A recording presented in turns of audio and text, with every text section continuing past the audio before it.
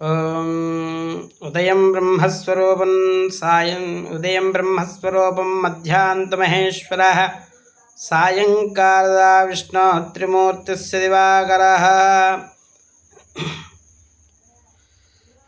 ఆదిదేవ నమస్తుభ్యం ప్రసీద మమ భాస్కర దివాకర నమస్తుభ్యం ప్రభాకర నమోస్తుతే సప్తాశ్వరథమారూఢం ప్రచండం కశ్యపాత్మజం శ్వేతపద్మధరం దేవం తం సూర్యం ప్రణమామ్యహం. శ్రీ సూర్యనారాయణ ఛాయావశాపత్ని సమేత శ్రీ సూర్యనారాయణ బ్రహ్మణే నమో నమః. అందరికీ నమస్కారము. మాఘేవా మాధవే మాసే కార్తికేవా శుభే దినే అని అన్నారు. మాఘమాసము, కార్తీక మాసము ఇటువంటి ఎన్నో విశేషమైనటువంటి మాసాలలో ఈరోజు మాఘమాసము కాబట్టి ఈ మాఘమాసంలో సప్తమి, మాఘ సప్తమి రోజు రథసప్తమి. సూర్యనారాయణ వారు ఆ రోజు కశ్యప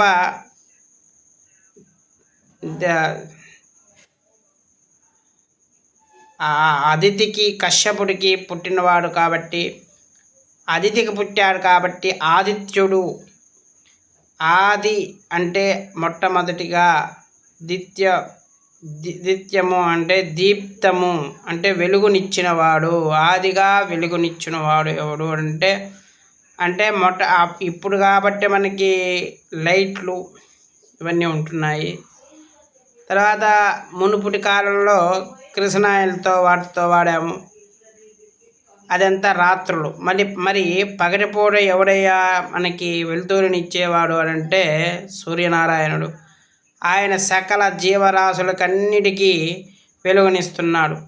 అది వాడు పాపాత్ముడు అని కానీ, పుణ్యాత్ముడు కానీ, నీచుడని కానీ, మంచి గంగాజలమని కానీ, మురికి నీరు అని కానీ భావము లేకుండా అందరికీ సమభావనగా ఉంటూ ఉన్నాడు.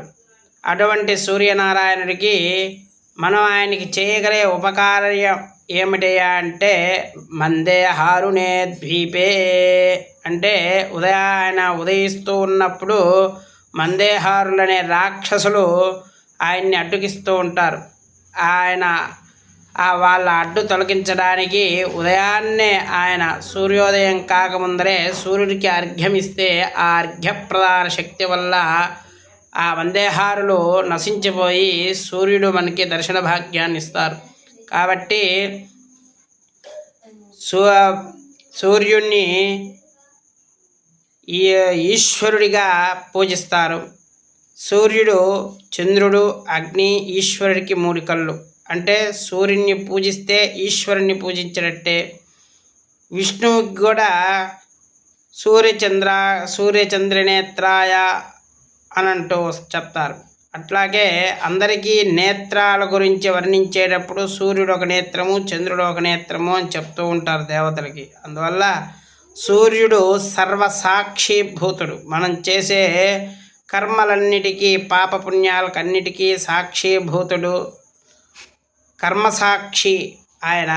కాబట్టి ఆయనకి ముందు మనం తప్పులు చేయకుండా ఆయన ముందు శ్రద్ధగా భక్తితో రేపైనా విశేషంగా ఆయనకి అర్ఘ్యప్రదానాలు భక్తితో నమస్కరించుకొని జిల్లేడు పత్రాలు అంటే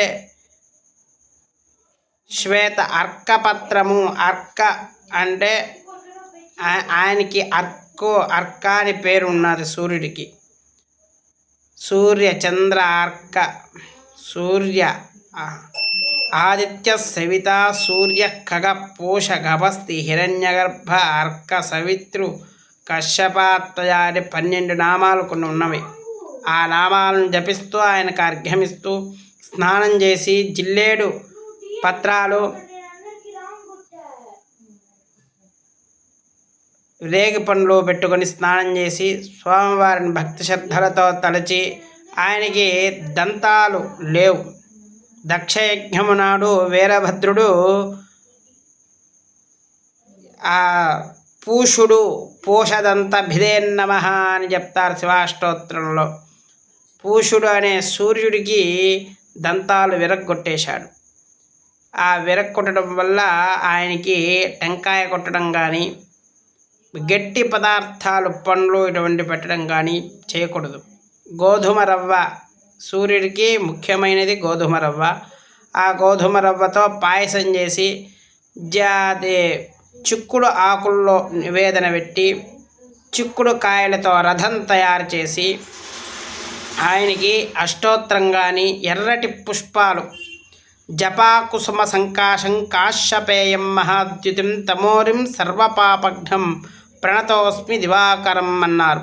జపా కుసుమములు అనంటే ఎర్రటి పూలు. జపా కుసుమ సంకాశం కాశ్యపేయం ఎవరి కుమారుడే అంటే కశ్యపుడు కుమారుడు. మహాద్యుతిం మహోజ్వలంగా, అంత మహోజ్వలంగా వెలగితేనే ఆయన ఈ సృష్టిలో అన్ని జీవులకి సమంగా ఆయన తేజస్సు వస్తుంది, లేకపోతే కనిపించదు. కాబట్టి సప్తా జపాకృ సంకాశం కాశ్యపేయం మహాద్యుతిం తమోరిం సర్వపాపఘ్నం సర్వ పాపాలను హరించేవాడు ప్రణతోస్మి దివాకరం. ఒక్కసారి ఆయనకి నమస్కారం చేసుకొని అర్ఘ్యం కనుక ఇస్తే మన పాపాలను నశించిపోతాయి అని చెప్తూ ఉన్నది శాస్త్రం. అట్లాగే రేపు ఉదయాన్నే అందరూ కూడా శ్రీ సూర్యనారాయణ స్వామి అనుగ్రహాన్ని పొందడానికై అందరూ జిల్లేడాకులు ధరించి స్నానం చేసి స్వామివారికి గోధుమ రవ్వతో నివేదన జరిపి స్వామివారి అష్టోత్తరాలు కానీ నామావళి కానీ లేక ఆదిత్య హృదయము కానీ లేక సూర్యుడు 12 నామాలు కానీ జపించి ఆయనకు నమస్కరించి అందరూ ధన్యులు కావాలి. ఆరోగ్యం భాస్కరాధిచ్చేత్ అన్నారు. మనం ఆరోగ్యంగా ఉండాలి అని అంటే సూర్యనారాయణ అనుగ్రహం ఉండాలి. అలాగే ఆయన ఉదయం బ్రహ్మస్వరూపంలో, మధ్యాహ్నం రుద్రస్వరూపంలో, సాయంకాలం విష్ణుస్వరూపంలో సాక్షాత్కరించి అందరినీ అనుగ్రహిస్తూ ఉన్నారు.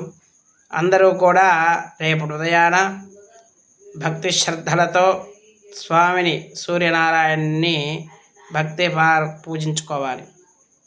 దేవాలయాలు సూర్యనారాయణుడికి దేవాలయాలు తక్కువ, ఒక అరసవల్లి మాత్రమే ఉన్నది.